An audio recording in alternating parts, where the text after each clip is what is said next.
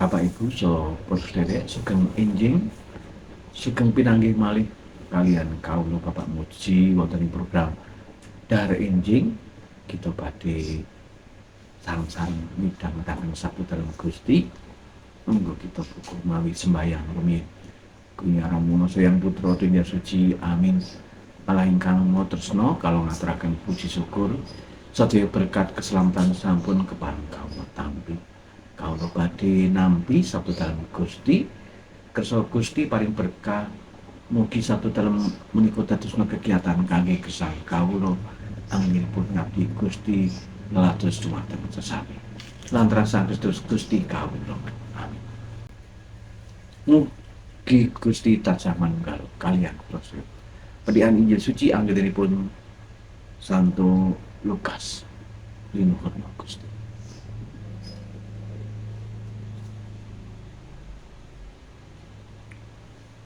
Lukas bab 11 ayat 29 dumugi 30 kali.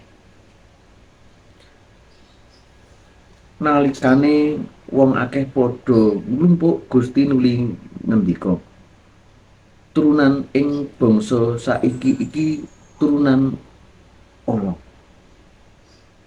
Iki njaluk tandha. Nanging ora bakal diparingi tandha liya kajaba tandane Nabi Yonas. Awit kaya dene Yonas dadi tandaning wong ing Niniwe, semono uga putrane manungsa kanggoning turunan samengko iki. Ratu putrining tanah kidul bakal maju ing pengadilan bebarengan karo turunaning bangsa saiki iki lan bakal ngebotake keputusan. Awit sang ratu merlokake rawuh saka ing poncoting bumi perlu mirengake kawicaksanane Prabu Sulaiman. Lah kamangka kang ana ing kene iki ngungkuli Prabu Sulaiman. Wong-wong Niniwe bakal maju ing pengadilan bebarengan karo turunaning bangsa saiki iki lan bakal ngebotake keputusan. Awit wong Niniwe padha mertobat krana pawartane Nabi Yonas. Lah kamangka kang ana ing kene iki ngungkuli Nabi Yonas. Makaten sabda dalam Gusti. Sembah nuwun kunjung Gusti. Bapak Ibu saudara sedherek, sabda dalam Gusti inggih menika neguhaken iman kita pilih Gusti menika luwih ageng, paling ageng, luwih ageng tinimbang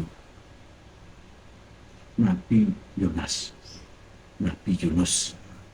Nabi Yunus menika parutusanipun martebataken bangsa Niniwe saengga bangsa Niniwe boten dipun nyepur dening Gusti.